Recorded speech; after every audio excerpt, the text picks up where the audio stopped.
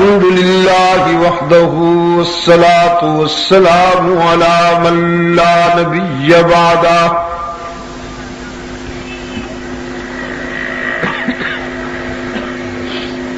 وعلى آله وأصحابه الذين أوفوا عهده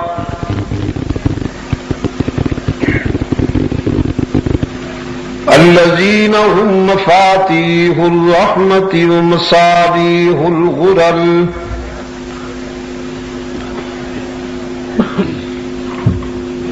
أعوذ بالله من الشيطان الرجيم بسم الله الرحمن الرحيم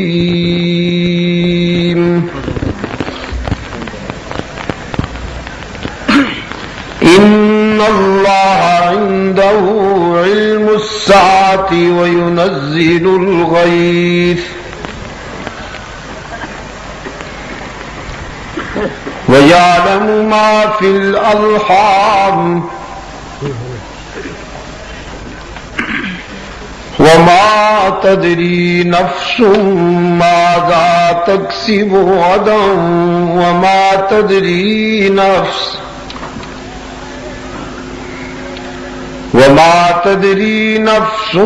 بأي أرض تموت إن الله عليم خبير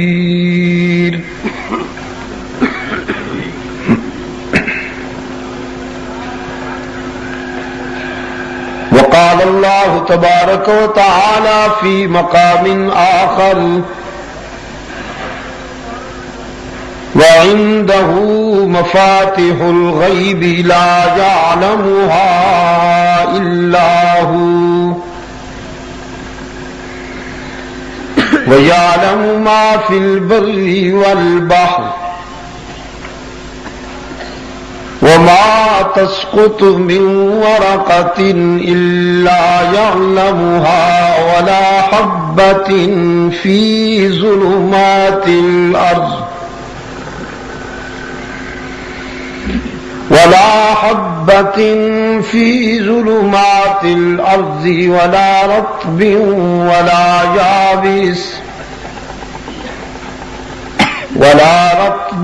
ولا يابس إلا في كتاب مبين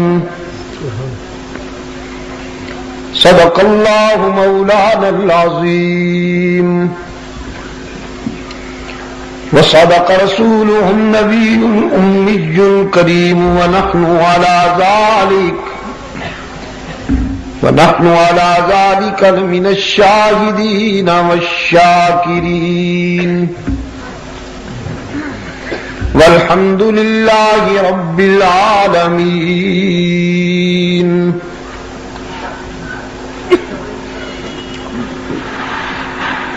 صدر اجلاس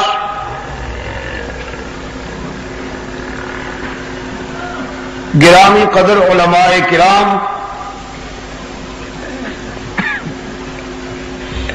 محترم بزرگوں اور عزیز دوستوں،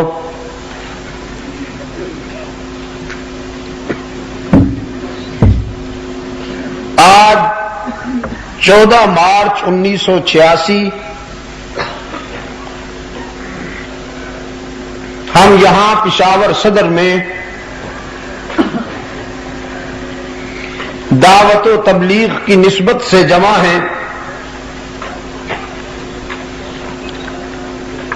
اور اس پروگرام کے منتظمین نے کمال مصطفیٰ کانفرنس کے عنوان سے اس کو معنون کیا ہے.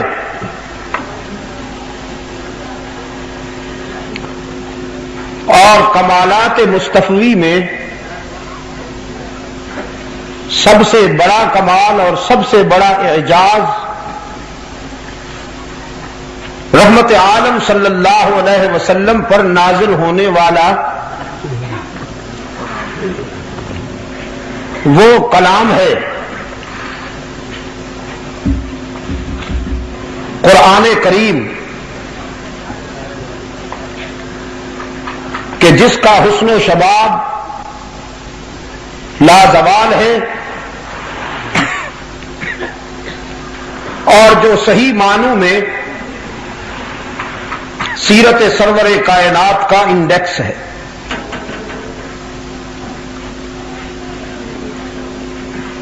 کمالات مصطفی کو سمجھنے کے لیے قرآن سے بہتر کوئی کسوٹی اور معیار نہیں.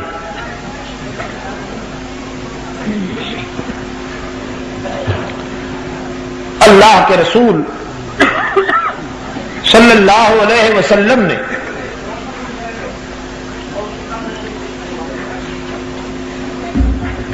اپنی دنیاوی زندگی کے آخری لمحات میں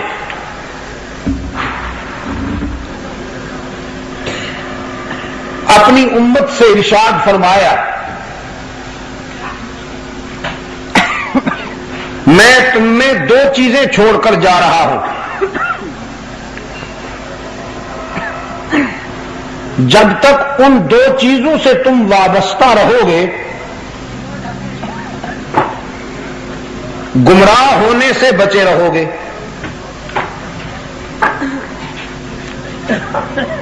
ایک اللہ کی کتاب اور دوسرا آپ صلی اللہ علیہ وسلم کا اسوہ حسنہ.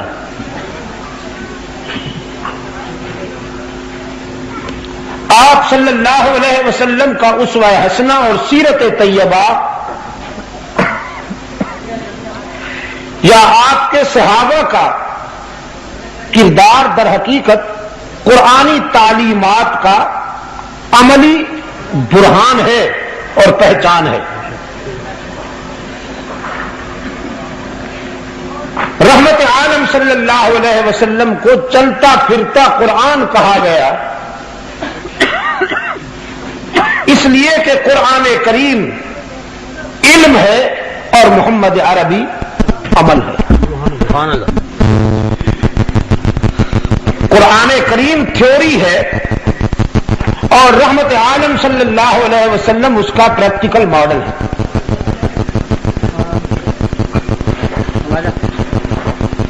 اس تمہید کے بعد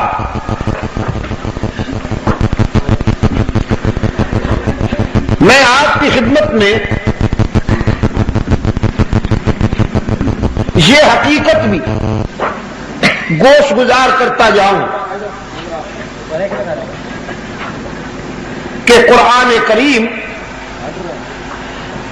قانون کی کتاب ہے.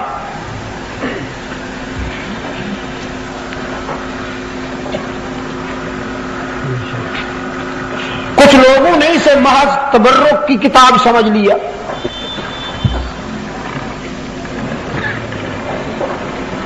اجمی لوگوں نے اس کو تعویذ گنڈے کی کتاب بنا رکھا. کچھ حضرات کا خیال ہے کہ اس سے دھاگا ناپ کر اگر پہن لیا جائے تو بخار دور ہو جاتا ہے. بے شک ہو جاتا ہے, میں اس کا انکار نہیں کرتا ہوں, بلکہ اس سلسلے میں میں چند قدم آگے جاؤں گا. کسی کا خیال ہوگا کہ قرآن کریم سے دھاگا ناپ کر گلے میں ڈالا جائے تو بخار دور ہو جاتا ہے. میں کہتا ہوں قرآن کریم سے اگر کوئی وابستہ ہو جائے ایک فرد کا کیا پوری قوم کا بخار دور ہو جاتا ہے. سبحان اللہ.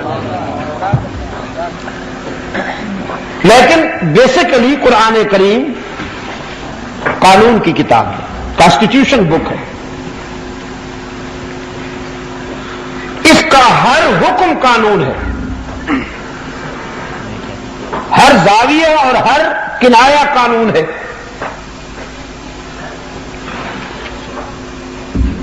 خدا نخواستہ اگر کوئی بد نصیب قرآن کے حکم کی تعویل کرتا ہے یا اس میں تحریف کرتا ہے، تبدیلی کرتا ہے، تو وہ اللہ کے قانون کا باغی ہے، اور قانون کے باغی کی سزا بڑی دردناک ہوا کرتی ہے۔ قومیں جو قانون بناتی ہیں، بندے جو قانون بناتے ہیں،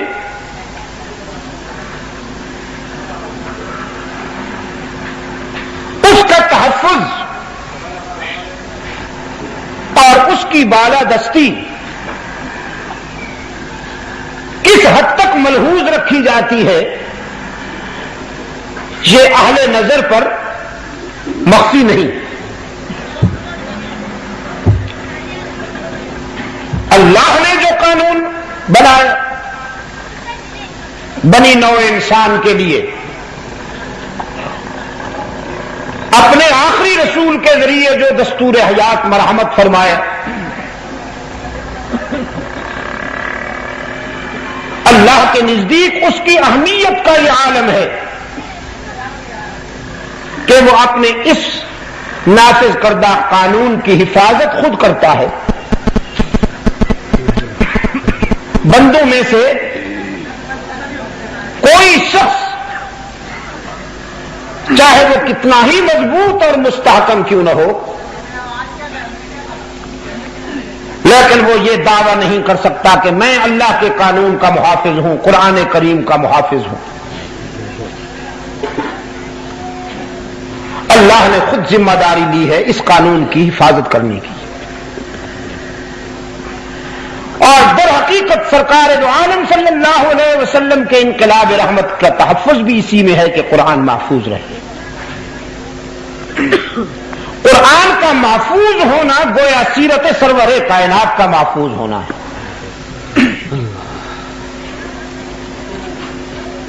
اور آج کی ملاقات میں قرآن کریم کے پیش کردہ 5 ضابطوں پر میں گفتگو کروں گا۔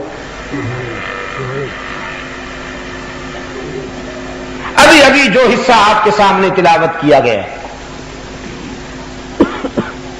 اس میں 5 ضابطے بیان کیے گئے ہیں۔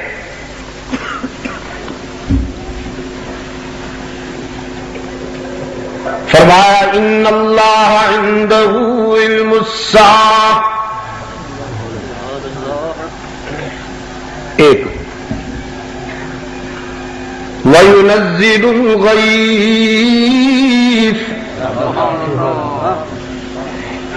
2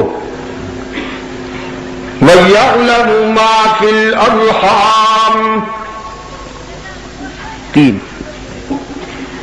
وَمَا تَدْرِي نَفْسٌ مَاذَا تَكْسِبُ غَدًا،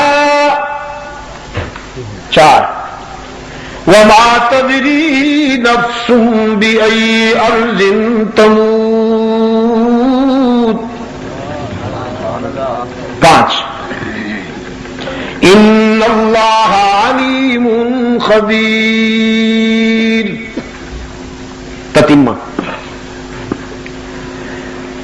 قرآن پاک نے پہلا ضابطہ بیان کرتے ہوئے فرمایا ان اللہ عنده علم الساعۃ،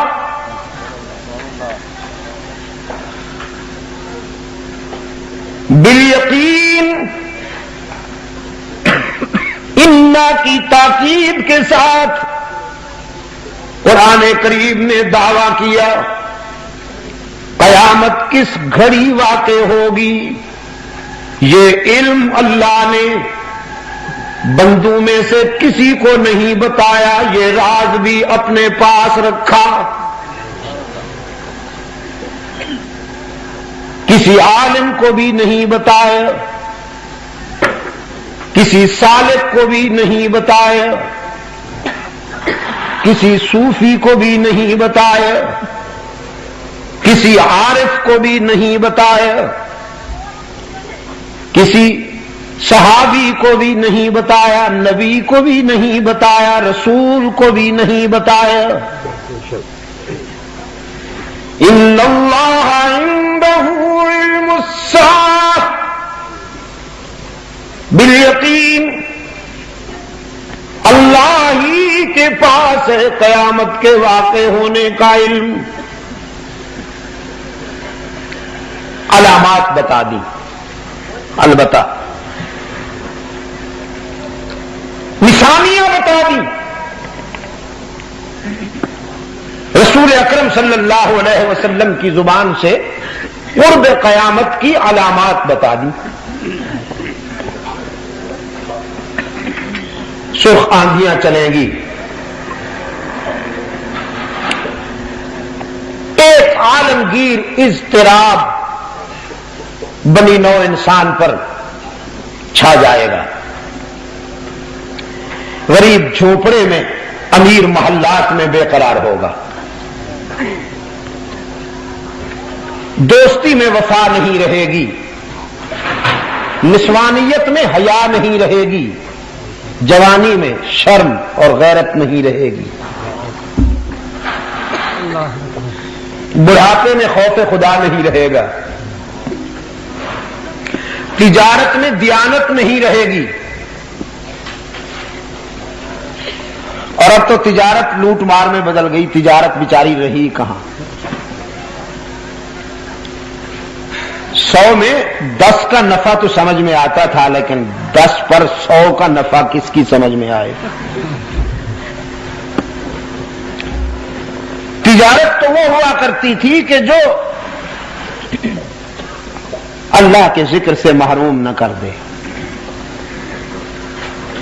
لا تلہکم اموالکم ولا اولادکم عن ذکر اللہ۔ اہل نظر تجارت دماغ سے کیا کرتے تھے، دل میں اس کی یاد بستی تھی، اور اب ہم دماغ سے اس کو یاد کرتے ہیں، دل میں دولت کی محبت نے ڈیرے لگا رکھے ہیں۔ راتوں رات امیر کبیر بننے کی ہوس نے انسان کو درندہ بنا کے چھوڑ دیا۔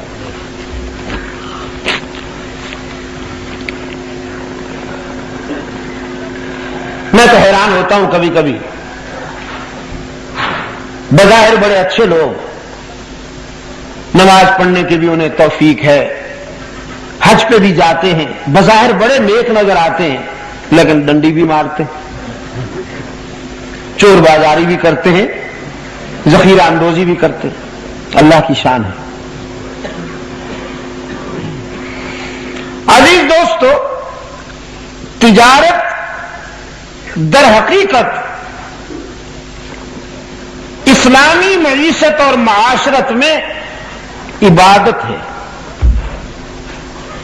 اللہ کے رسول صلی اللہ علیہ وسلم نے سچے تاجر کو یہ خوشخبری سنائی ہے کہ حشر میں وہ صدیقین اور شہداء کے ساتھ اٹھے گا جس کی تجارت میں دیانت ہو اور اللہ کا خوف ہو۔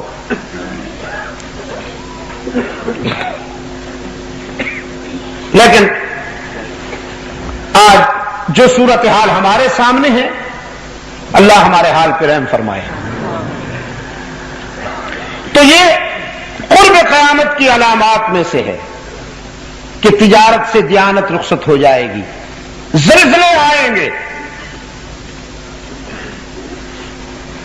دھرتی کبھی کبھی کانپ کانپ کر اولاد آدم کو اشارے کرے گی، کاشن دے گی کہ تیری بدعمالیاں قابل برداشت نہیں رہی، اب تو اس قابل نہیں ہے کہ میں تجھے اپنی پشت پر برداشت کروں۔ پچھلے دنوں کراچی کانپ رہی تھی، پڑھتے ہوں گے آپ اخبارات میں۔ انہی دنوں میرا جانا ہوا تو بہت سے دوست جمع ہوئے، کہنے لگے جی دعا فرمائیے کہ زلزلے کم ہو جائیں، ختم ہو جائیں۔ تو میں نے ان سے درخواست کی کہ ہم بھی کچھ بدلنے کے لیے تیار ہیں یا فطرت کے ضابطوں کو بدلنے کی آرزو رکھتے ہیں؟ فطرت اپنے ضابطے نہیں بدلا کرتی، اگر ہم نہیں بدلیں گے تو فطرت کے ضابطے لاگو ہوں گے، ان سے بچنا ممکن نہیں۔ رات کے سناٹے میں اولاد آدم جب اخلاقیات کے حدود پار کر کے حیوانیت اور سفاکیت کی حدوں کو چھو لیتی ہے تو پھر دھرتی کانپ کانپ کر اشارہ کرتی ہے کہ اب تم قابل برداشت نہیں رہے ہو، اور وہ کانپنا ذرا سا زیادہ ہو جائے تو ہستی بستی آبادیاں قبرستان میں بدل جاتی ہیں ایک ہی لمحے میں۔ پچھلے دنوں ایک جزیرہ آپ نے سنا کہ چند لمحوں میں ہنستا کھیلتا جزیرہ تقریباً 70-80 ہزار کی آبادی قبرستان میں بدل گئی۔ تو یہ سب تنبیہ ہوتی ہے در حقیقت اللہ کی طرف سے اتمام حجت ہوتا ہے کہ سنبھل جاؤ، اپنے اندر تبدیلی پیدا کر لو۔ تو یہ علامات ہیں، لیکن کب واقع ہوگی قیامت یہ راز اللہ نے کسی کو نہیں بتایا۔ اس پر کسی عالم کو بھی محسوس نہیں کرنا چاہیے کہ مجھے یہ راز کیوں نہیں بتایا گیا، میں تو بہت بڑا فاضل ہوں۔ کسی صوفی، کسی عارف اور سالک کو بھی یہ محسوس نہیں کرنا چاہیے کہ یہ راز ہمیں کیوں نہیں بتایا گیا۔ یہ اس لیے نہیں بتایا گیا کہ قانون ہے، قیامت کس گھڑی واقع ہوگی یہ راز اللہ نے اپنے پاس رکھا ہے، قانون کی بات ہے۔ فرمایا ان اللہ عنده علم الساعة وينزل الغیث، بارش کب، کہاں اور کتنی مقدار میں آئے گی۔ رحمت عالم صلی اللہ علیہ وسلم نے فرمایا دھرتی کے سینے پر جب می برستا ہے، جب بارش برستی ہے تو ہر بوند اس کے علم میں محفوظ ہوتی ہے، بارش کا ہر قطرہ اس کے علم کا برہان بن کر اترتا ہے، لیکن وہی جانتا ہے کہ بارش کب، کہاں اور کتنی مقدار میں ہونے والی ہے، اس کے سوا کوئی نہیں جانتا۔ وَيَعْلَمُ مَا فِي الْأَرْحَامِ، شکم مادر میں ہونے والا بچہ پیدا ہو کر کیا بنے گا، خوش نصیب ہوگا کہ بد نصیب، تونگر بنے گا کہ گداگر، عالم بنے گا کہ ان پڑھ، نمک حلال ہوگا کہ نمک حرام، وفادار بنے گا کہ غدار، سنگ دل ہوگا کہ رحم دل، ہدایت پر چلے گا کہ ضلالت پر، مشرک ہوگا کہ موحد، مجاہد بنے گا کہ مجاور، یکجائی ہوگا کہ ہرجائی، کوئی نہیں جانتا۔ وَيَعْلَمُ مَا فِي الْأَرْحَامِ، شکم مادر میں بچے کے مقدر کو بھی اس کے سوا کوئی نہیں جانتا۔ فرمایا ما تدری نفس ماذا تکسب غدا، اور یہ بھی کوئی نہیں جانتا کہ کل کسی کے ہاتھوں سے کیا ہونے والا ہے۔ عالم ما کان و ما یکون بھی وہی ہے۔ انسان اپنے لیے بہتر سوچتا ہے، تدبیر کرتا ہے، لیکن تقدیر کے فیصلے اس کی مشیت کے مطابق ہوا کرتے ہیں۔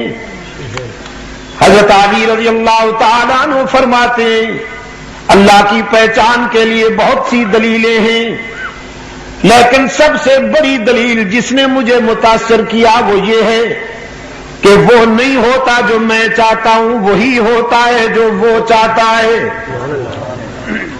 میں نے اپنے عزائم اور اپنے ارادوں کی ناکامی پر اپنے اللہ کو پہچانا ہے۔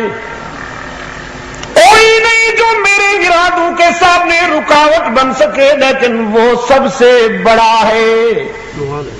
وہی ہوتا ہے جو منظور خدا ہوتا ہے. وما تدری نفس ماذا تکسب غدا. کل کیا ہونے والا ہے فرش والوں میں سے کوئی نہیں جانتا. کون جانتا ہے پشاور والوں؟ اللہ. کون جانتا ہے؟ اللہ.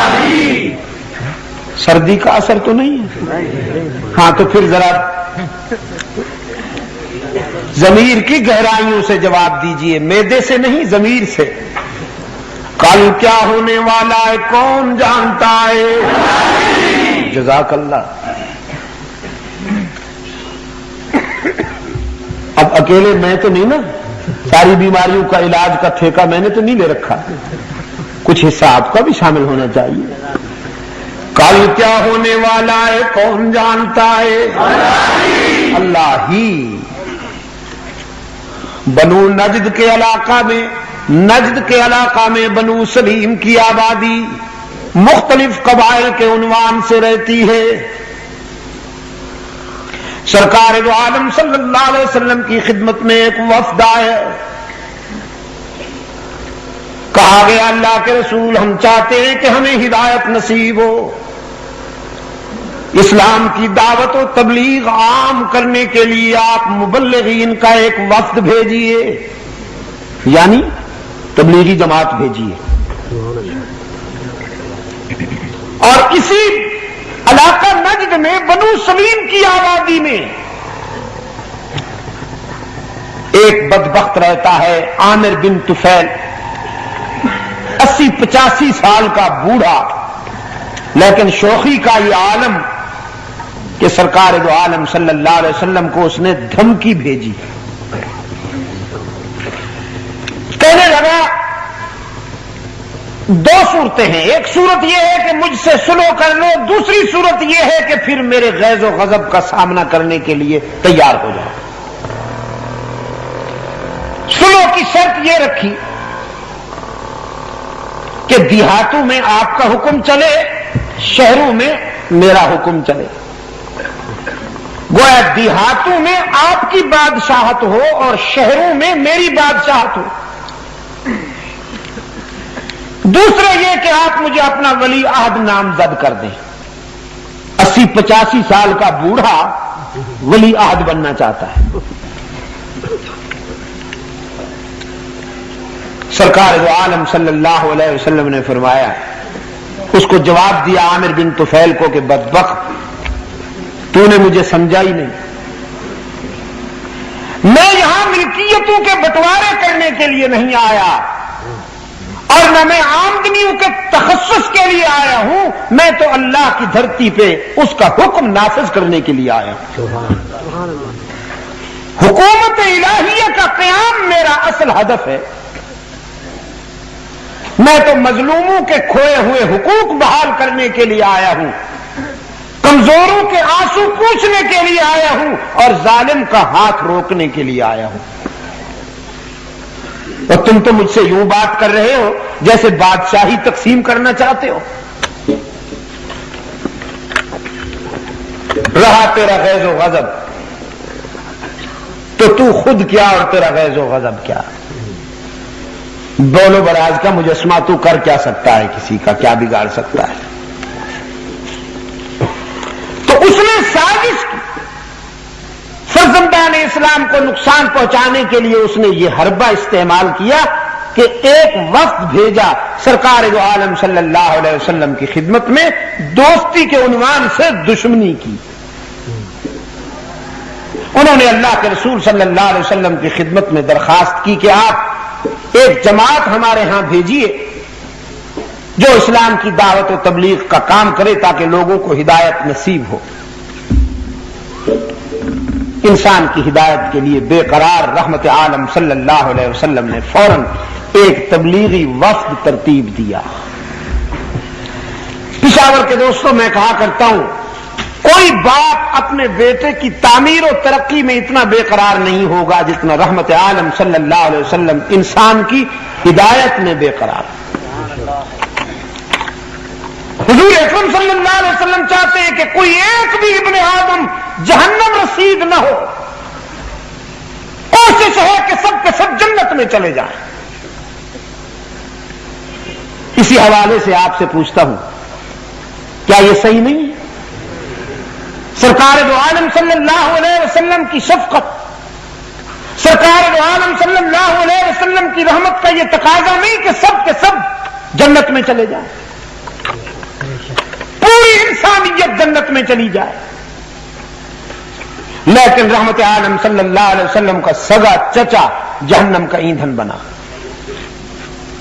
قرآن کریم نے اعلان کر دیا، اس کی زندگی میں اعلان کر دیا، تبت یدا ابی لہب وتب۔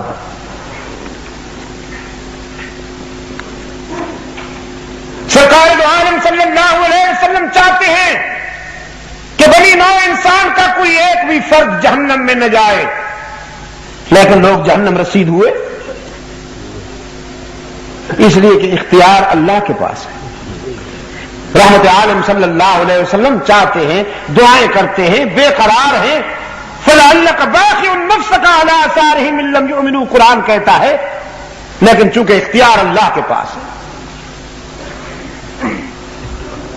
ایک پیغمبر کا بیٹا جہنم میں چلا گیا، ایک پیغمبر کا باپ جہنم میں چلا گیا، ہمارے آقا کے چچا جہنم میں چلے گئے، اس لیے کہ اختیار اللہ کے پاس۔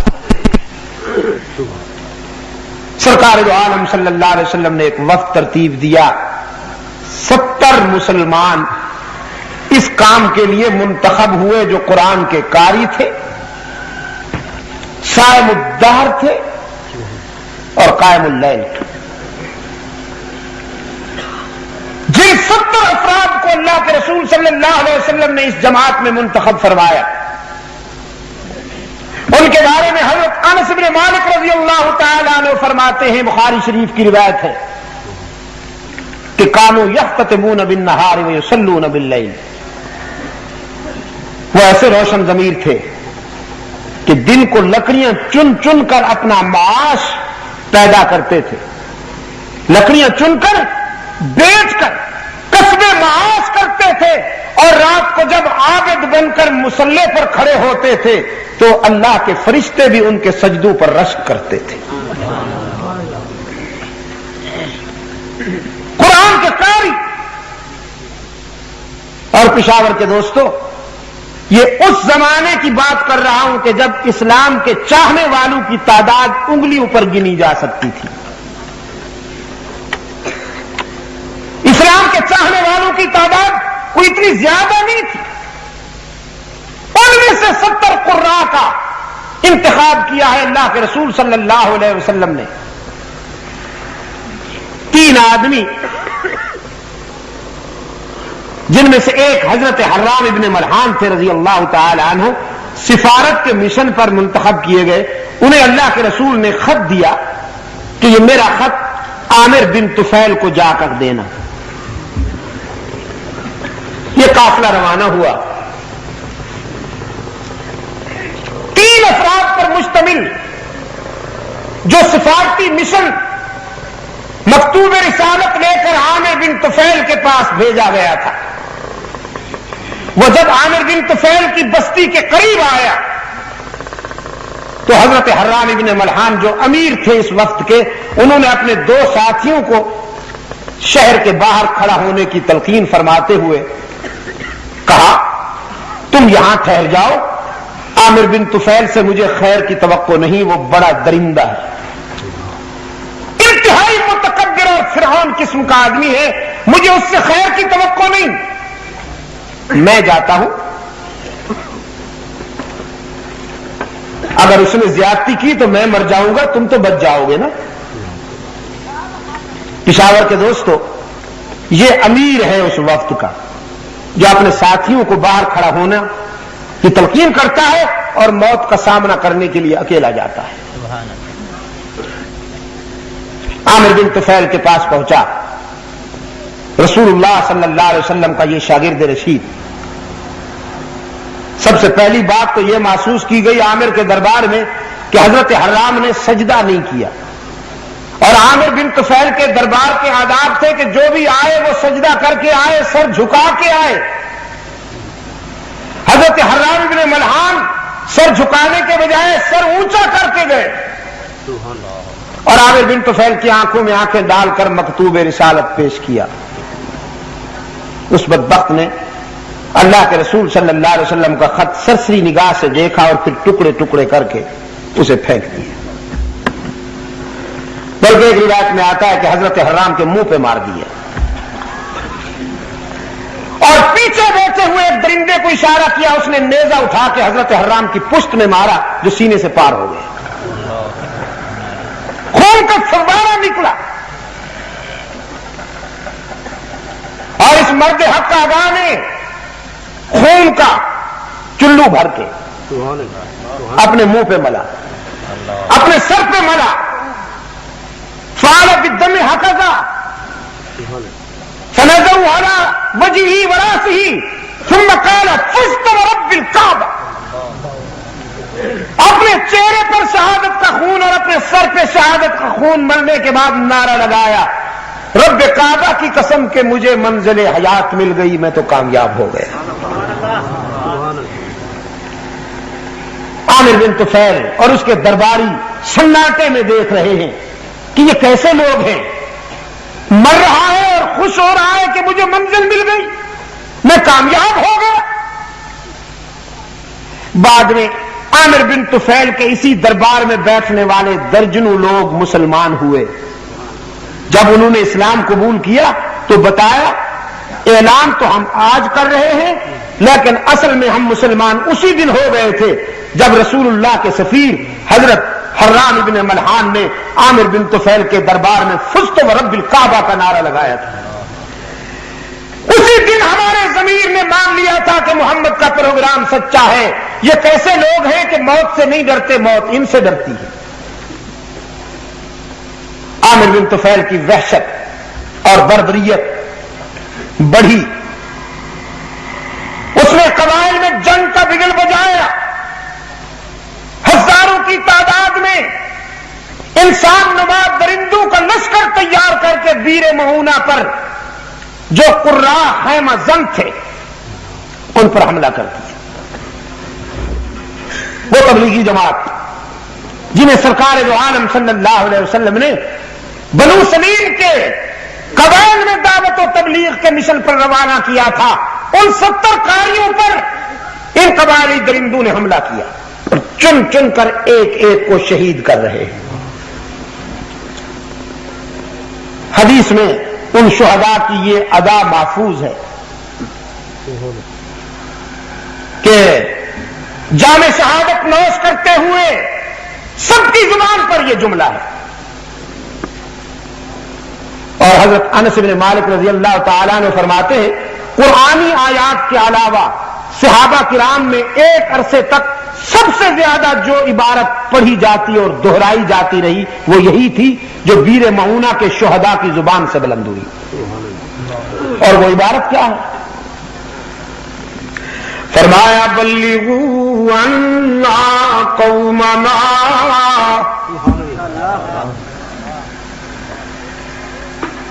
بلغوا عنا قومنا انا لقینا ربنا فرضی عنا وارضانا. او اللہ کے فرشتوں, او ہمارا پیغام ہمارے محبوب تک لے جاؤ, ہماری قوم تک ہمارا پیغام پہنچاؤ. انا لقینا ربنا, ہم نے بیر معونہ پر اپنے رب سے ملاقات کی اور یہ ملاقات اتنی کامیاب ہوئی. فرضی عنا وارضانا, وہ ہم سے راضی ہو گیا, ہم اس سے راضی ہو گئے. تکبیر, صحابہ, شہادت صحابہ. ہم نے بیر معونہ پر اپنے رب سے وفا کر دی, ہم نے عشق کے تقاضے پورے کیے, ہم نے وفا میں کمی نہ کی، اس نے جزا میں کمی نہ کی۔ سرکار دو عالم صلی اللہ علیہ وسلم تک ان شہداء کا یہ پیغام پہنچا، وہ رحمت کا پیکر کہ جو حریف جاں کا بھی چارہ گر ہے، جو قاتل کو بھی معاف کرنے کا ظرف رکھتا ہے، جو مکہ میں فاتح بن کے آیا تو لا تثریب علیکم اليوم کا نعرہ لگایا، وہ رحمت کا پیکر جب اپنے ان رضاکاروں کی مظلومیت کا حال سنتا ہے تو آنکھیں برس پڑی۔ حزن و ملال دیکھا نہیں جاتا تھا، اور ایک عرصے تک نماز صبح میں رکوع اور سجدے کے درمیان رحمت عالم صلی اللہ علیہ وسلم نے قنوت نازلہ پڑھی اور ان بدبختوں کے لیے ہلاکت کی دعا کی، التجا کرتے تھے رب العالمین کے حضور، میرے معبود میرے شاگردوں کو ذبح کرنے والوں پر قحط نازل کر دے، کنعان والا قحط نازل فرما دے، ان بدبختوں کو ہلاک کر جنہوں نے میرے رضاکاروں کو ذبح کیا ہے۔ آنکھیں برستی تھیں اور حضور بد دعا کرتے تھے، پھر یہ بد دعا بھی، یہ تیر بھی ایسا نشانے پہ لگا کہ جن جن بدبختوں نے بیر معونہ کے قرا پر تلوار چلائی وہ سب کتے کی موت مرے۔ یہی عامر بن طفیل رات کو ایک غلط جگہ جا کے سویا، طاعون کی گلٹی نکل آئی، ایک رات میں وہ اتنی بڑی ہو گئی کہ اٹھا نہیں سکتا تھا، وہیں بلک بلک کر مر گیا، کتے کی موت۔ لیکن آپ سے پوچھتا ہوں پشاور کے روشن ضمیروں، کل کیا ہونے والا ہے کون جانتا ہے؟ اگر میرے آقا کو یہ معلوم ہوتا کہ بیر معونہ پہ جا کر میرے رضاکاروں کو ذبح کر دیا جائے گا تو پوچھیے اپنے ضمیر سے اور بتائیے بھیجتے میرے آقا؟ اپنے ان 70 قاریوں کو بھیجتے؟ بھیجا میرے آقا نے، اس لیے کہ کل کی باتیں اس کے سوا کوئی نہیں جانتا، قانون ہے، قرآن کریم کا ضابطہ ہے، ما تدری نفس ماذا تکسب غدا، کل کیا ہونے والا ہے کون جانتا ہے؟ ہی پہ زور دے کر تاکہ بھی کے بیماروں کو شفائے کاملہ نصیب ہو جائے، دائیں بائیں بھی دیکھ کر کوئی چپ بیٹھا ہو تو اس سے بھی کہلوائیے کل کیا ہونے والا ہے کون جانتا ہے؟ اور عجم کے فنکار کہتے ہیں، عجم کے پروفیشنل لیکچرار، جن کا امتیاز یہ ہے کہ انہیں ٹی وی نے اونچا کیا، وہ ٹی وی کی پروڈکشن ہے، جیسے نور جہان کو اونچا کیا ہے نا ٹی وی نے، اسی اسکرین پر وہ بھی اسی اسکرین پر نور جہان کی اولاد ہوئی کہ نہیں ہوئی؟ میرے عزیز دوستو، میں کہتا ہوں کوئی باضمیر عالم دین قرآن کا سچا عاشق کبھی قرآن کو ٹی وی کی اسکرین پر ذلیل نہیں کرے گا، مر جائے گا، لیکن اس غلط اور گندی جگہ پر قرآن بیان نہیں کرے گا۔ نعرہ تکبیر! جہاں سے گانے بیان ہوں، جہاں سے غلاظت بیان ہو، میں آپ سے پوچھتا ہوں آپ پسند کریں گے بیت الخلاء میں قرآن پڑھنا؟ کون باضمیر ہے جو بیت الخلاء میں قرآن پڑھے؟ ٹی وی بیت الخلاء سے بھی زیادہ پلید ہے، آپ سمجھے گے نہیں؟ یہ پروفیشنل فنکار یہ کہتے ہیں جی اللہ نے قرآن میں سب کچھ بیان کر دیا ہے، اور چونکہ حضور قرآن کے حامل ہیں، قرآن حضور پہ نازل ہوا تو آپ عالم غیب ہیں، سب کچھ جانتے ہیں۔ اب جو آگے جاہل بیٹھے ہوتے ہیں ہی کرنے والے، متنفس اللہ کی مخلوق میں سے کوئی ذی روح، چاہے وہ انبیاء میں سے ہو، رسل میں سے ہو، اولیاء میں سے ہو، صدیقین میں سے ہو، کوئی نہیں جانتا کہ کل کیا ہونے والا ہے۔ یہ قانون ہے، اور یہ کس میں بیان ہوا؟ قرآن کریم میں بیان ہوا۔ آہستہ کیوں بولتے ہو؟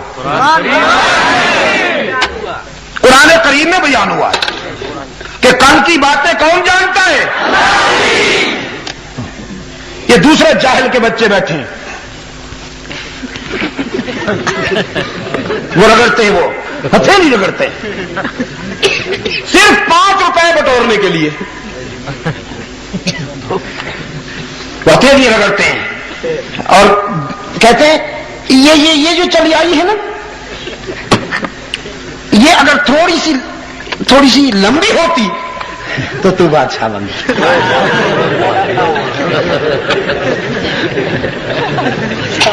یہی لکیر اگر ذرا یوں ٹیڑھی ہو جاتی تو تجھے وزارت مل جاتی۔ وہ پوچھتا ہے سرکار چاقو سے ٹیڑھا کر دوں؟ ایک ڈھونڈو 1000 ملتے ہیں، کوئی کمی ہے یا؟ میرے عزیز دوستو، ضابطہ ہے قرآن کریم کا، ما تدری نفس ماذا تکسب غدا، کوئی نہیں جانتا کہ کل اس کے ہاتھوں سے کیا ہونے والا ہے۔ وما تدری نفس بأي أرض تموت، اور یہ بھی کوئی نہیں جانتا کہ موت کہاں، کب اور کس عنوان سے آئے گی۔ ان اللہ علیم خبیر، وہی علیم و خبیر ہی جانتا ہے۔ اسی مفہوم کو قرآن کریم میں ایک اور مقام پر بیان کیا گیا، فرمایا وعنده مفاتح الغیب، وعنده مفاتح الغیب لا يعلمها الا هو ويعلم ما في البر والبحر وما تسقط من ورقة إلا يعلمها ولا حبة في ظلمات الأرض ولا رطب ولا يابس إلا في كتاب مبين۔ اور اسی کے پاس ہیں غیب کی چابیاں، وعنده مفاتح الغیب، اسی کے پاس ہیں غیب کی چابیاں، چابی نا، چابیاں، چابی نہیں کہا ورنہ پھر گنجائش مل جاتی فنکاروں کو، عجم کے بیماروں کو۔ یہ کہتے بڑی چابی تو اس کے پاس ہے، چھوٹی چابیاں حضرت صاحب کون ہیں جی؟ آخر یہ بھی تے اللہ دے پیارے ہوئے نا بادشاہ، خالی تے کوئی نہیں نا جی۔ لیکن قرآن کریم صدقے جاؤں اس کی صداقتوں پر، یہی تو کمال مصطفیٰ ہے۔ پہرا دے رہا ہے قرآن کریم آپ کے عقائد پر، آپ کے نظریات کی عفت پر پہرا دے رہا ہے قرآن کریم۔ کوئی آئے تو صحیح نقب لگانے کے لیے قرآن کی جلالت سے بچ کے نہیں جائے گا۔ نعرہ تکبیر، نعرہ ختم نبوت، آئین شریعت، عبد المجید ندیم۔ لوگ چلے گئے، ان کے نظریات بھی ان کے ساتھ چلے گئے، لوگ فنا ہو گئے، ان کی تھیوریز بھی فنا ہو گئیں، وہ بھی دفن ہو گئیں ماضی کے دھندلکوں میں۔ لیکن یہی تو کمال مصطفیٰ ہے، میرے آقا کی سیرت، میرے آقا کا اسوہ، میرے آقا کا پیغام قرآن کی صورت میں قیامت تک محفوظ رہے گا۔ اور شرک و بدعت کے جراثیم جب بھی حملہ کریں گے، قرآن کریم پوری جلالت کے ساتھ ان کا دفاع کرے گا، بچائے گا آپ کے عقائد کو، بچائے گا آپ کے نظریات کو۔ وَعِندَهُ مَفَاتِحُ الْغَیْبِ، اسی کے پاس ہے غیب کی چابیاں، چابی نا، چھوٹی بڑی تمام غیب کی چابیاں کس کے پاس؟ رب العالمین نے فرمایا میرے محبوب فکر و نظر کی بلندیوں سے اعلان فرما دیجئے، قل لا یعلم من فی السماوات والارض الغیب الا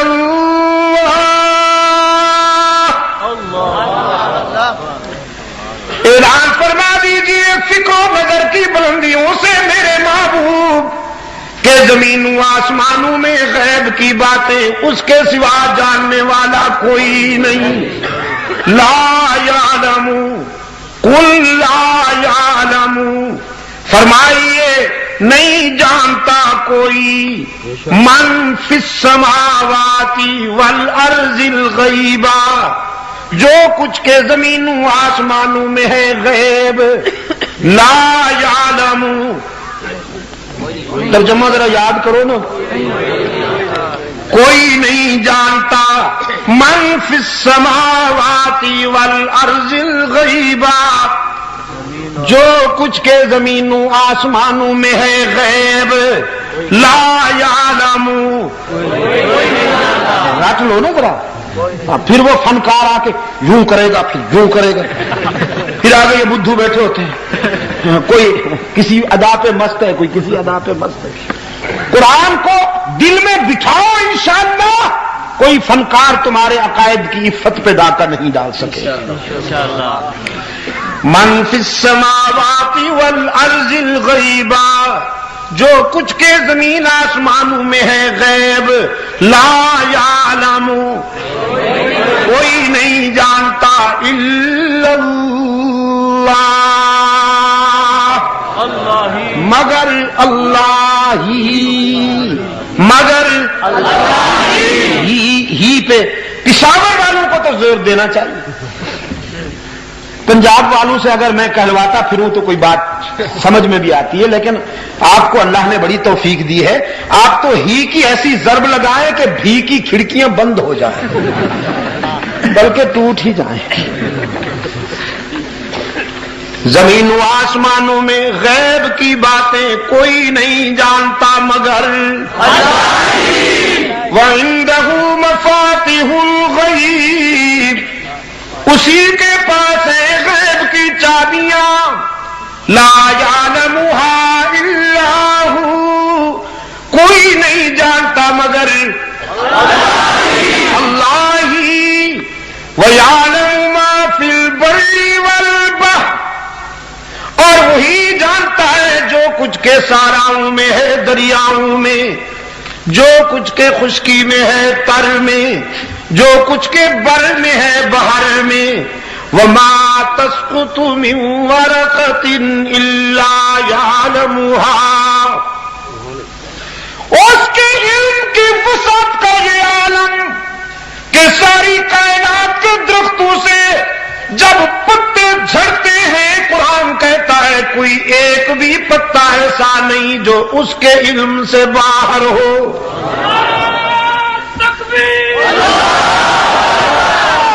وَمَا تَسْقُطُ مِن وَرَقَةٍ إِلَّا يَعْلَمُهَا وَلَا حَبَّةٍ فِي ظُلُمَاتِ الْأَرْضِ، اور دھرتی کے سینے سے اگنے والا کوئی پودا ایسا نہیں جو اس کے علم سے باہر ہو۔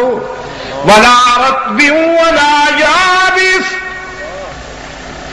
جو کچھ کے خشکی میں ہے، تر میں، جو کچھ کے بر میں ہے، بحر میں، جو کچھ کے جنگلوں میں ہے، شہروں میں، جو کچھ کے آبادیوں میں ہے ویرانوں میں، الا فی کتاب مبین، اسے جاننے والا کون؟ یا اللہ بھی اللہ ہی جانتا ہے۔ جزاکم اللہ، دیر خدا یارا، دیر خدا، جزاک اللہ۔ امام مالک رحمت اللہ تعالی علیہ مدینہ طیبہ میں بیٹھے ہیں، اس انتظار میں کہ موت مدینے میں آئے۔ کچھ ایسے بھی خوش نصیب ہیں جو مدینے میں موت کی آرزو لے کر جیتے ہیں اور مدینے میں ہی رہتے ہیں، اور کچھ وہ بھی بد نصیب ہیں کہ جنہیں مدینہ میں جا کر قرار نہیں ملتا، وہاں کے امام کے پیچھے نمازیں نہیں ہوتی۔ نعرہ تکبیر، علماء دیوبند، علماء حق، علماء دیوبند، سید عبد المجید ندیم شاہ صاحب، علماء دیوبند، علماء دیوبند۔ میں نے پچھلے دنوں کراچی جانا ہوا، 7 روزہ ثانی اثنین کانفرنسوں کی سیریز تھی ہماری وہاں۔ یار لوگوں نے بڑی کوشش کی، حکمرانوں کے سامنے جا کے گھٹنے ٹیکے، ان کو روکو، کوئی آ جائے لیکن یہ نہ آئے۔ ظاہر ہے منتیں بھی مانی ہوں گی، اپنے مریدوں میں بیٹھ کے کہا ہوگا نہیں آ سکتے، ہم نے حضرت غوث پاک کو کہہ دیا۔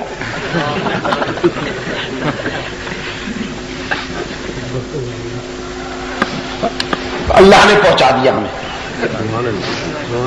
اور میں نے کہا کہ اللہ کے فضل و کرم کے ساتھ سید عبد القادر گیلانی رحمت اللہ تعالی علیہ کے رضاکار تو ہم ہیں، ان سے اللہ کے فضل و کرم سے ہمیں نسبت ہے، کیونکہ ہم نے ان کے نام کو ایکسپلائٹ نہیں کیا، ہم نے ان کے نام پر 11ویں نہیں پی، ہم نے بزرگوں کے نام پر منڈیاں نہیں لگائی، دکانیں نہیں کھولی، ہم تو ان کے مشن اور ان کے کاج کو لیے ہوئے پوری دنیا میں گھوم رہے ہیں، اور جب تک جیئیں گے ان اللہ والوں کا پیغام اللہ کے بندوں تک پہنچائیں گے۔ اور وہ پیغام کیا ہے کہ اس کے سوا کوئی مسجود نہیں، اس کے سوا کوئی معبود، اس کے سوا کوئی ہر جگہ موجود، اس کے سوا کوئی علام الغیوب نہیں۔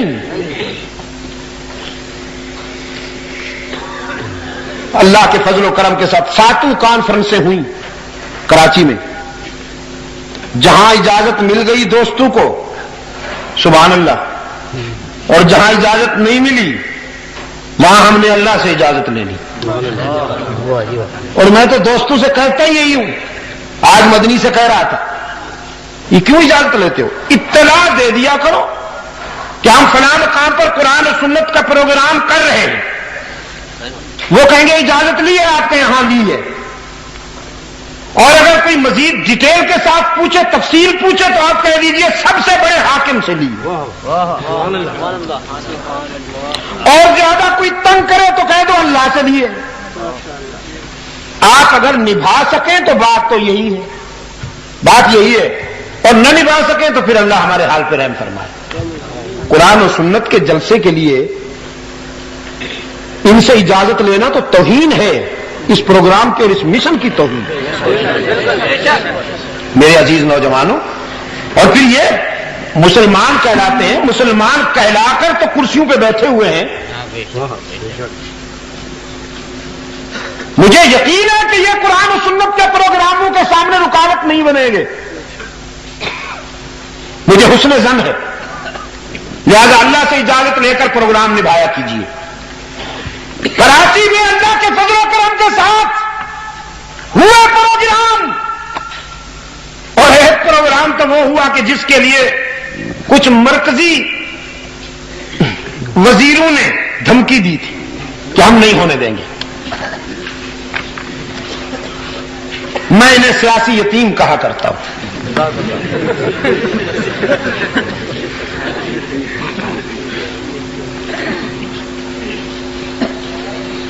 انہوں نے پورا زور لگایا دوستو، جو کچھ کر سکتے تھے پورا زور لگایا، لیکن اس کے کرم کے صدقے جاؤں،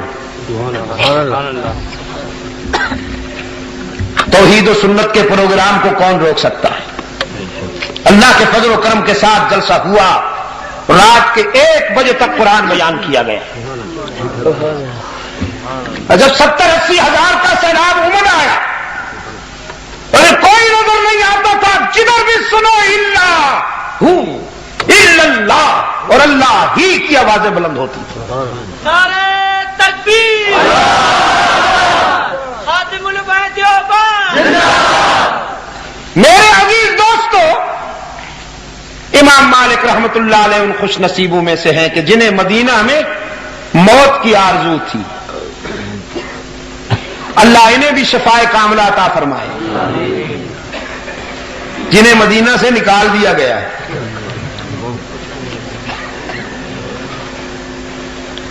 نکالے گئے ہیں نا یا نکلے ہیں؟ نکالے گئے. امریکہ میں پابندی نہیں، لندن میں پابندی نہیں، پیرس میں پابندی نہیں، افریقہ میں پابندی نہیں، ماریشس میں پابندی نہیں، فرینکفرٹ میں پابندی نہیں، کوپن ہیگن میں پابندی نہیں، ساری دنیا میں پابندی نہیں، لیکن مدینہ طیبہ میں داخلے پر پابندی ہے. عاشق بنتے ہو، میں نے کہا ایسے عاشقوں کو تو ڈوب مرنا چاہیے جسے محبوب اپنی گلی سے بھی نکال دے. عاشق تو ایسے ہوتے ہیں. نانوتوی فرماتے ہیں امیدیں لاکھ ہیں لیکن بڑی امید ہے یہ، امیدیں لاکھ ہیں لیکن بڑی امید ہے یہ کہ ہو سگان مدینہ میں میرا نام شمار. جیوں تو ساتھ سگانے حرم کے تیرے پھروں، جیوں تو ساتھ سگانے حرم کے تیرے پھروں، اور مروں تو کھائیں مدینہ کے مجھ کو مرغ اور مار. اللہ آپ کو مدینہ لے جائے. جنت البقیع میں جائیں گے تو یہی درویش سوئے ہوئے نظر آئیں گے. کسی طرف سے عبد الغفور مدنی کی قبر ہوگی، جنت البقیع میں محمد زکریا سو رہے ہیں، لیکن وہاں جھنڈیاں نہیں لہراتی. جھنڈیاں وہاں نہیں لہراتی، نہ کوئی یتیم بیٹھا ہوا ہے مست کلندر، سب کچھ اندر.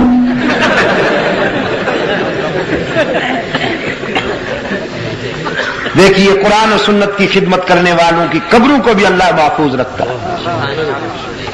ابھی پچھلے دنوں جب ہم دہلی گئے ہوئے تھے، یہ حضرت صاحب بھی گواہ ہیں، دیکھیے پوچھ لیجئے ان سے. قبرستان مہندیاں گئے، بڑے صغیر میں علم و حکمت کے آفتاب و ماہتاب سوئے ہوئے تھے.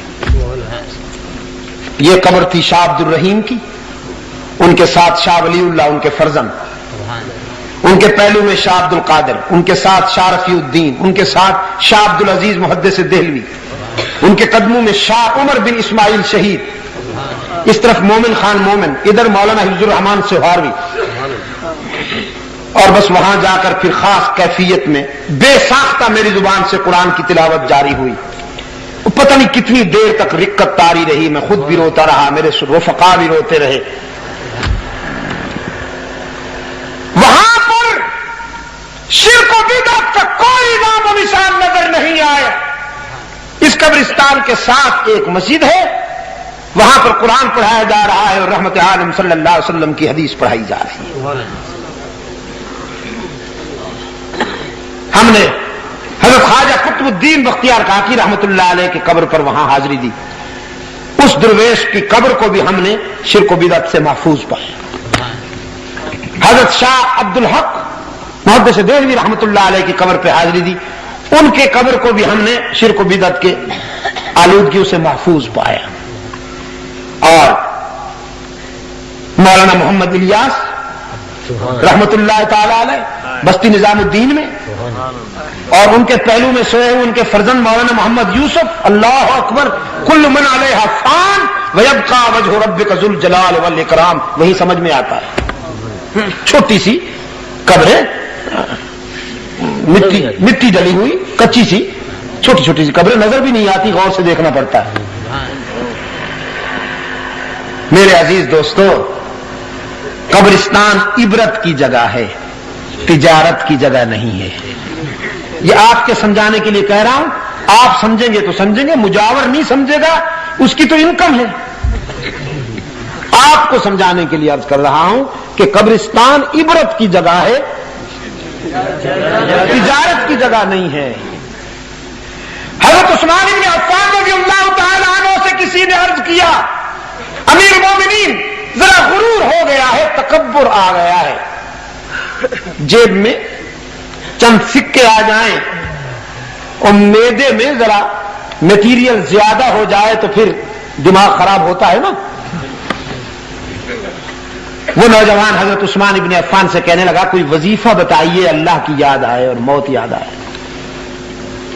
حضرت عثمان ابن عفان رضی اللہ تعالیٰ عنہ نے فرمایا قرآن سے بہتر وظیفہ کوئی نہیں، اور اگر طبیعت کو اعتدال پر لانا ہے تو روزانہ نہیں تو 3 دن بعد، 3 دن نہیں تو ہفتے بعد قبرستان میں چلے جایا کرو.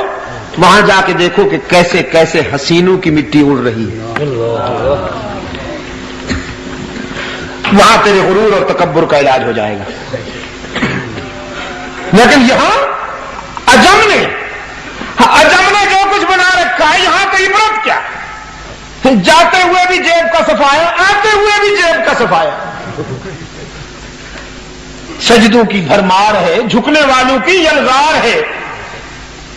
ایک ہندو کوئی بڑا منسٹر تھا، وہ آیا ان کے عرس میلے پر. انڈیا میں دوستوں نے بتایا، اس نے آ کے دیکھا کہ لوگ جھک رہے ہیں، دہلیز پر جھک رہے ہیں، قبر پر جھک رہے ہیں، سجدے کر رہے ہیں.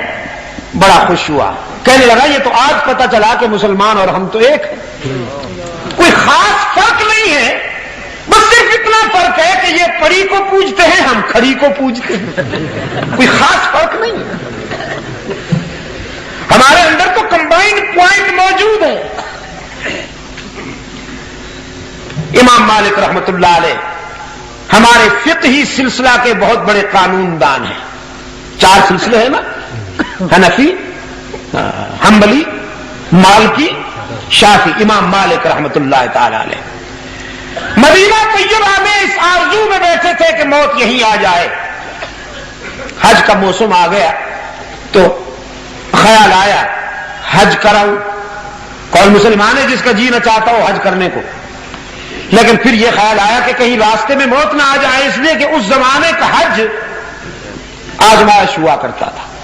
قافلے جب مدینہ طیبہ سے چلتے تھے مکہ مکرمہ کے لیے، دہکتے ہوئے صحرا پر اونٹ، خچر یا پیدل قافلے جب چلا کرتے تھے، خرد و نوش کا سامان لیے ہوئے کئی ہفتے راستے میں لگتے اور بسا اوقات کچھ لوگ فوت بھی ہو جاتے. تو خیال آیا کہیں راستے میں موت نہ آ جائے. خواب میں ایک دن رحمت عالم صلی اللہ علیہ وسلم کی زیارت نصیب ہوگی. زیارت نصیب ہوئی تو جلدی سے عرض کیا اللہ کے رسول، میری زندگی کے کتنے دن باقی ہیں، کتنی مدت باقی ہے، موت کب آئے گی؟ اس لیے کہ مدینہ میں مرنے کی آرزو ہے اور یہ بھی چاہتا ہوں کہ حج کراؤں، کہیں راستے میں چھٹی تو نہیں ہو جائے گی. تو رحمت عالم صلی اللہ علیہ وسلم نے اشارہ کر دیا اور امام مالک کی آنکھ کھل گئی. تو سوچ میں پڑ گئے کہ ان 5 انگلیوں سے اشارہ جو کیا گیا اس سے مراد 5 سال ہیں، 5 مہینے ہیں، 5 ہفتے ہیں، 5 دن ہیں یا 5 لمحے ہیں. کہ کتنی مدت باقی ہے موت میں سے، تشخص نہیں ہو رہا تھا. تو علامہ ابن سیرین رحمت اللہ علیہ انہی دنوں مدینہ طیبہ میں تشریف رکھتے تھے. علامہ ابن سیرین رحمت اللہ تعالی علیہ وہ عالم ہے رسول اللہ صلی اللہ علیہ وسلم کی امت میں کہ جو خواب کی تعبیر بتانے میں بہت اونچا مقام رکھتے تھے. امام مالک رحمت اللہ علیہ نے اپنا ایک نمائندہ بھیجا علامہ ابن سیرین کے پاس اور ان سے کہا کہ دیکھو میرا نام نہ بتانا، یہ خواب بیان کرنا اور تعبیر پوچھ کر آ جاؤ. یہ نہ بتانا کہ خواب کس نے دیکھا ہے. وہ لوگ بڑے ہی خوش نصیب تھے، اپنی نمائش پسند نہیں کیا کرتے تھے. امام مالک رحمت اللہ علیہ کا نمائندہ ابن سیرین کی خدمت میں آیا، خواب بیان کیا. کسی طرح ایک آدمی نے خواب میں رسول اللہ صلی اللہ علیہ وسلم کی زیارت ہوئی تو پوچھا کہ میری زندگی کے کتنے دن باقی ہیں، تو حضور نے یہ اشارہ کر دیا. وہ آدمی پوچھتا ہے کہ اس اشارے سے مراد کتنی مدت ہے، 5 سال ہیں، 5 مہینے ہیں، 5 ہفتے ہیں، 5 دن ہیں یا 5 گھڑیاں ہیں. ابن سیرین رحمت اللہ علیہ فرمانے لگے یہ خواب کسی معمولی آدمی کا تو نہیں ہو سکتا، علم و تقوی اور فراست و بصیرت کے کسی بہت بڑے تاجدار کا ہی خواب ہو سکتا ہے. اور اس وقت مدینہ طیبہ میں امام مالک سے بڑا صاحب علم تو ہے کوئی نہیں، تو یہ خواب کہیں انہی کا تو نہیں. وہ جو خواب پوچھنے کے لیے آیا تھا اس نے کہا میں نام بتانے کی پوزیشن میں نہیں ہوں، آپ صرف تعبیر بتا دیجئے بس. ابن سیرین فرمانے لگے وہ اپنا نام نہیں ظاہر کرنا چاہتے تو ہم اتنے سستے ہیں کہ آرام سے تعبیر بتا دیں گے. تم جاؤ اور ان سے کہہ دو جب تک نام نہیں ظاہر کرو گے ہم تعبیر نہیں بتائیں گے. تو مجبوری تھی. امام مالک رحمت اللہ علیہ نے اجازت دیتی کہ جاؤ میرا نام بتا دو اور تعبیر پوچھ کر. وہ آدمی دوبارہ حاضر ہوا، علامہ ابن سیرین رحمت اللہ علیہ کی خدمت میں نام بتایا. ابن سیرین فرمانے لگے حیرت ہے امام مالک جیسا فاضل اللہ کے رسول صلی اللہ علیہ وسلم کے اس اشارے کو نہیں سمجھ سکا. ارے بھائی اس اشارے سے مراد نہ 5 سال ہے، نہ 5 مہینے ہیں، نہ 5 ہفتے ہیں، نہ 5 دن ہیں، بلکہ اس اشارے سے مراد وہ 5 باتیں ہیں جن کا تذکرہ قرآن کریم میں آیا ہے کہ ان کا علم اللہ کے سوا کسی کو نہیں. اور اللہ کے رسول نے اشارہ کر کے فرمایا تم نے پوچھا ہے کہ میری زندگی کے کتنے دن باقی ہیں اور اس کا علم اللہ کے سوا کسی کو نہیں ہے. چونکہ یہ ان 5 باتوں میں سے ہے جن کا تذکرہ قرآن میں آیا ہے تو تمہارے سوال کا جواب دینے کی پوزیشن میں نہیں ہوں. اور وہ 5 باتیں یہی ہیں جن کا ابھی میں نے آپ کے سامنے ذکر کیا. فرمایا ان اللہ عندہ علم الساعہ، قیامت کس گھڑی واقع ہوگی کون جانتا ہے؟ اللہ. بارش کب کہاں اور کتنی مقدار میں آئے گی کون جانتا ہے؟ اللہ ہی جانتا ہے. ہاں وہ اپنے محبوب کے اٹھے ہوئے ہاتھوں کی لاج تو رکھ لیتا ہے. یہ تو ایمان ہے ہمارا. الحمدللہ مدینہ طیبہ میں خطبہ جمعہ کے دوران ایک مسلمان نے کھڑے ہو کے عرض کیا اللہ کے رسول ایک عرصہ سے بارش نہیں ہوئی صلی اللہ علیہ وسلم، قحط سالی ہے، پینے کے لیے مویشیوں کو پانی تک میسر نہیں، باران رحمت کی دعا کیجئے. سرکار دو عالم صلی اللہ علیہ وسلم نے دعا کے ہاتھ بلند کیے، فرمایا اللہم انزل علینا الغیث برحمتک وفضلک الہ العالمین. مدینے والے بارش مانگتے ہیں، میں سفارش کرتا ہوں باران رحمت عطا کیجئے. رب العالمین نے بادلوں کو حکم دے دیا جلدی پہنچو مدینے کے آسمان پر. میرے محبوب نے بارش کی طلب میں ہاتھ اٹھا رکھے ہیں اور میری رحمت کا تقاضا ہے کہ یہ ہاتھ چہرہ انور پر نہ پھرنے پائیں کہ بارش کی بوندیں پہلے پہنچ جائیں. سرکار دو عالم صلی اللہ علیہ وسلم کی دعا جاری ہے.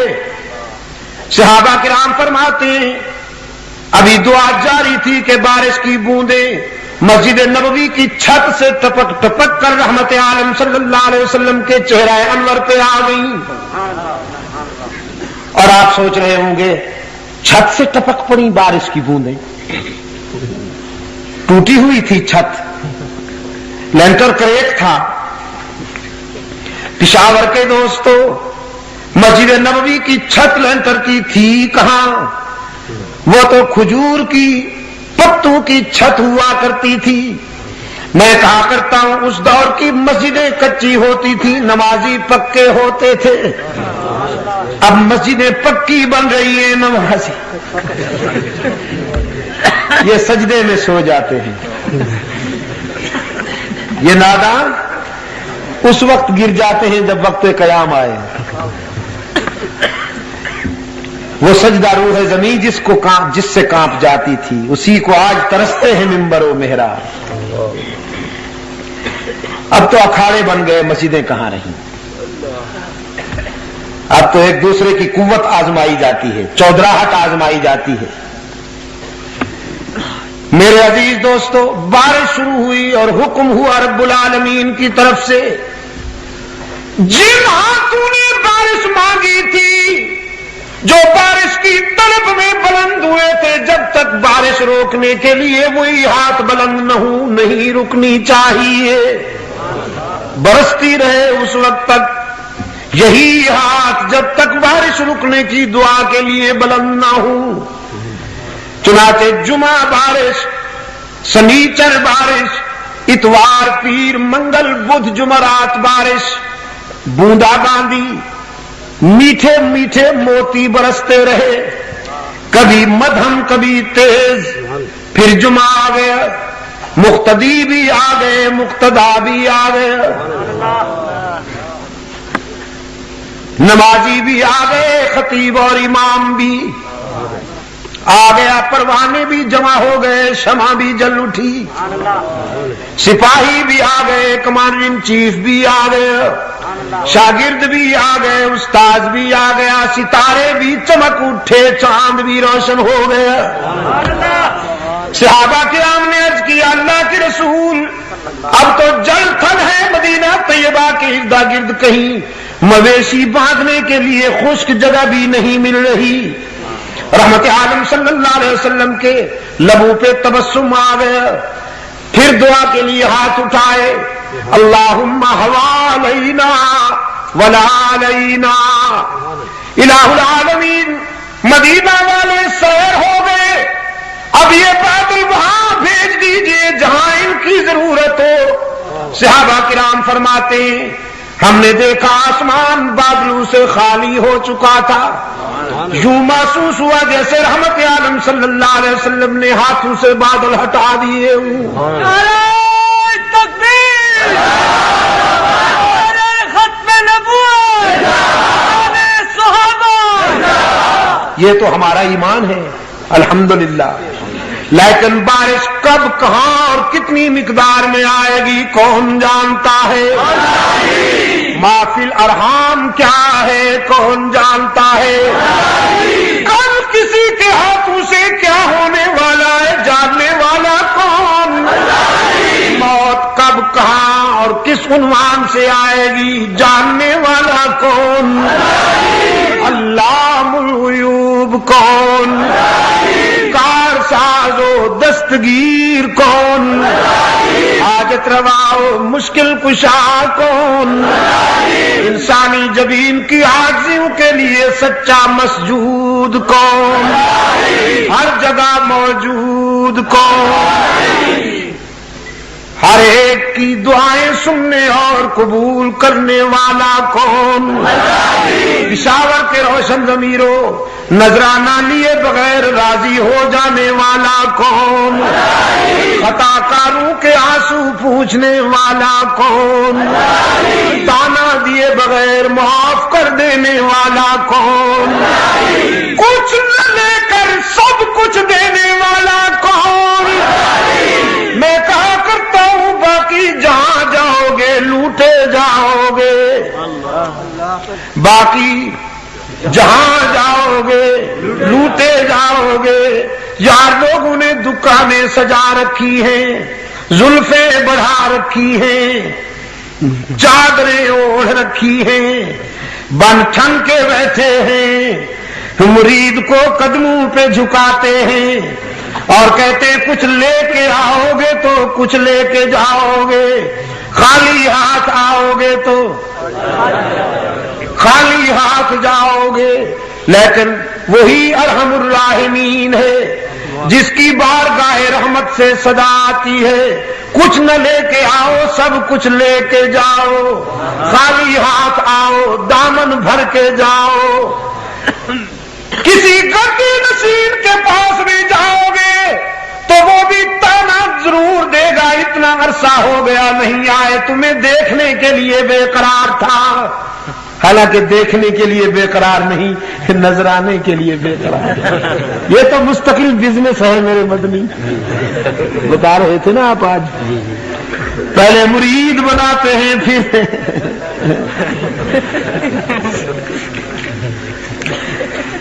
وہ بھی ضرور تانا دے گا، لیکن وہ ارحم الراحمین ہے۔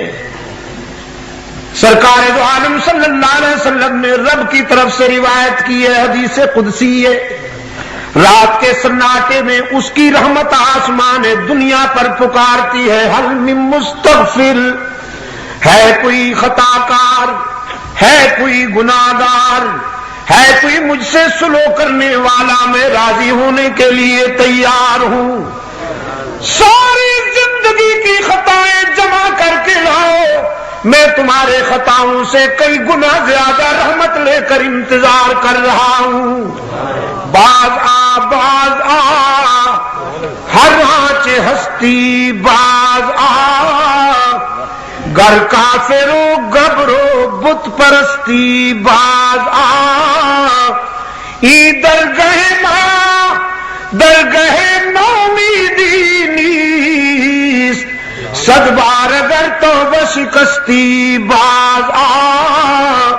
او خطا کار، اگر 100 مرتبہ توبہ کر کے توڑ دی ہے، نبھا نہیں سکا تو مایوس ہونے کی کوئی بات نہیں، ایک مرتبہ پھر میرے در پہ آ کے دیکھ، جبین نیاز جھکا کے دیکھ، لا تیأسوا من روح اللہ، لا تقنطوا من رحمت اللہ، جبین نیاز جھکا کے دیکھ، طلب کا دامن پھیلا کے دیکھ، ندامت کے اشک بہا کے دیکھ، میرے لطف و کرم کو آزما کے دیکھ، تیرے آنے میں دیر ہوگی، میرے راضی ہونے میں دیر نہیں ہوگی۔ گناہگاروں کے آنسو پوچھنے والا کون؟ بغیر کچھ لیے سب کچھ دینے والا کون؟ حاجت روا و مشکل کشا کون؟ یا اللہ بھی کی گاڑی نہیں چلنے دی جائے گی۔ پشاور کے روشن ضمیروں، جب تک ولی اللہ قافلے کے سپاہی زندہ ہیں، انشاءاللہ ثم انشاءاللہ بھی کی گاڑی نہیں چلنے دی جائے گی، ہی کا اجالا پھیلے گا، ہی کی روشنیاں پھیلیں گی انشاءاللہ۔ شاہ ولی اللہ کے قافلے کا ہر سپاہی اپنی زندگی کا یہ مشن سمجھتا ہے، جب تک زندہ ہے توحید میں شرک کی ملاوٹ نہیں ہونے دیں گے، سنتوں میں بدعتوں کی ملاوٹ نہیں ہونے دیں گے، دین عربی میں عجمی رسوم کے جراثیم کو شامل نہیں ہونے دیں گے انشاءاللہ۔ شریعت مصطفی میں مغربی ثقافت، مغربی معیشت، مغربی تہذیب اور مغربی سیاست کی بھی ملاوٹ نہیں ہونے دیں گے انشاءاللہ۔ جب تک جیئیں گے توحید و سنت کا پرچم اونچا رکھا جائے گا، اور زندگی رہی تو کل یہاں سے بات شروع ہوگی، ہاں اسی جگہ پر۔ بڑے عجیب لوگ ہو۔ میں جب یہاں پہنچا اصل میں آپ کو جلدی چھٹی دے رہا ہوں تاکہ کل آپ جلدی سے پہنچے اور تازہ دم ہو کے آئیں. نعرہ تکبیر المجید شاہ ندیم صاحب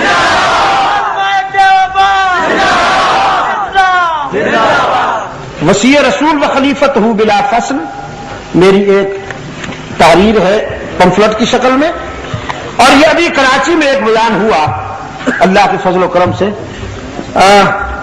یار لوگوں کے حلقے میں، اور دل کی بات ہو گئی جو اللہ نے چاہا. یہ میں اپنے دوستوں کو خاص طور پر کہوں گا کہ اس کو لے کر پھیلائیں. انشاءاللہ بہت سی بیماریوں کا علاج ہے. یہ خاص کیفیت میں یہ بیان ہو گیا، اللہ قبول فرمائے. ربنا آتنا فی الدنیا حسنۃ وفی الآخرۃ حسنۃ وقنا عذاب النار. اے اللہ عالم اسلام کی مدد فرما، مسلمان جہاں کہیں مظلوم ہیں ان کی دستگیری فرما. اے اللہ تمام روحانی جسمانی بیماروں کو شفائے کاملہ عطا فرما.